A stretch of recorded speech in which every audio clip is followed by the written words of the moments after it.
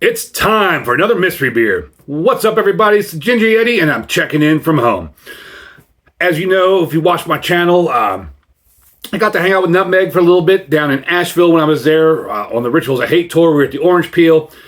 He gave me some beers. We did a little beer trade. And then the next day, he messaged me, said he forgot to give me a glass that he had with him. So he said he was going to ship it out. He shipped me out the glass, threw a couple beers in. When I did the unboxing, they were all wrapped in aluminum foil. I decided to do them as mystery beers because mystery beers are a lot of fun. I really enjoy doing mystery beers. And if you're new to the channel and you don't know what I do with mystery beers, when I get beers like this, they're all covered up and I can't see what they are. I like to take the top off, pour it in a glass, try to figure out if I can describe it correctly, figure out what the beer style is, ABV, those kind of things, and then review it blindly without knowing what the beer is or supposed to be. After I do that, then I unwrap the can the rest of the way and we discuss the beer some more. So we'll try to get on into this here, and when I edit the video, I'll find out all the ratings on Untapped and Beer Advocate and put them down in the video there somewhere. It's a gold can with a black top. Wonder if he sent me a Guinness. That would be really funny if this was a Guinness. Kind of sounded like a nitro almost. It's definitely not a Guinness. Started pouring out way too hard and heavy. Kind of knob-headed this one a little bit. Get this in the glass here. And I'm just using a generic beer glass because I never know what style it is or anything, so I just go with a generic beer glass. And I put a giant head on that. Wonder if I'll get any sense to that head. Hashtag dip your beak in it. It smells fruity. Let's see if I can get anything out of the can. It smells kind of fruity, kind of tropical, like a pale ale or an IPA. Color.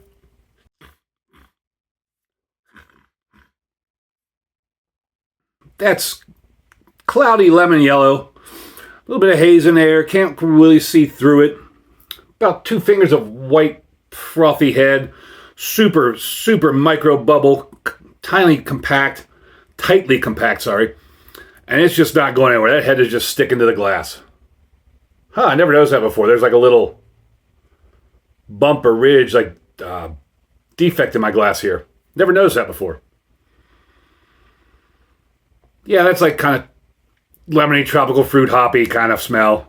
Guessing it's, like I said, I'm guessing it's some sort of IPA, hazy, pale, something like that. Let's take a drink and see what I can figure out. Cheers, everybody.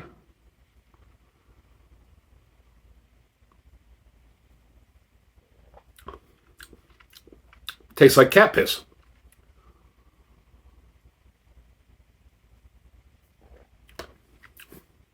It's light bodied. It's kind of got like that cat piss, that cat urine, hoppy kind of flavor, along with some tropical notes. It's very light bodied.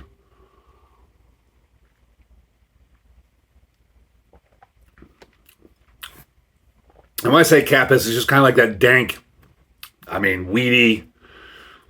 Cat piss. That's.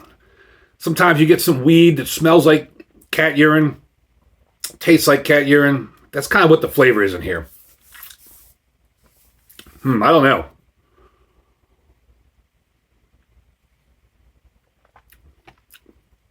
It's got to be in the 5 to 6% range. It's going to be a hazy pale ale or an IPA.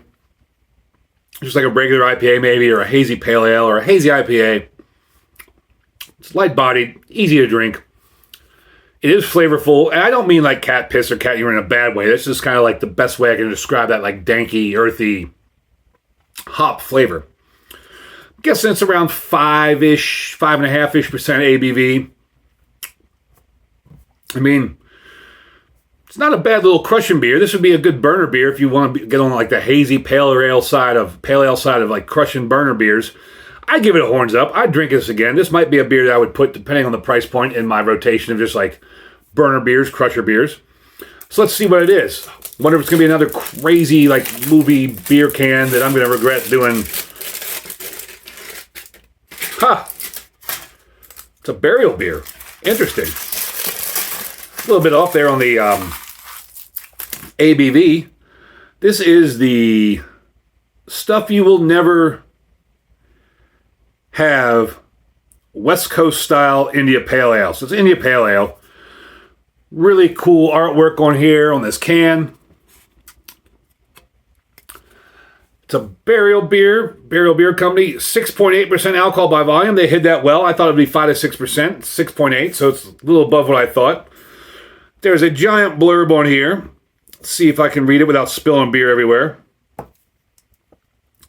They stole our souls. They consumed our hearts. Still, they wanted more. Their trophies nearly abate the title of emptiness. Their flag cuts like a knife through the hot air sweat. They fear no cup. Their slaughter endures, an exhibition bequeathed to us by the man behind the curtain at Green Cheek Beer Company. Whirlpooled with Mac hops, Nectaron, and double dry hopped with loads of Oregon Mosaic, Nelson, Mosaic, Cryo, and more. Mac hops, Nectaron. Is that one kind of hop? Mac hops, Nectaron? All these different hops, man. They keep making up new and strange names for hops and all this kind of stuff and crossbreeding. It's just like hops are getting just as bad as weed. Everybody has a new strain they've crossbred to make some sort of flavor or texture or color or something. It's incredible and also just crazy. I wouldn't have guessed this was a West Coast style IPA because it was just too fruity, too yellow. Oh, it's a collaboration beer. I didn't even catch that. This is Burial Beer in collaboration with Green Cheek Beer Company. So it's a collaboration beer. That's really cool. So I was a little off the mark on this one. All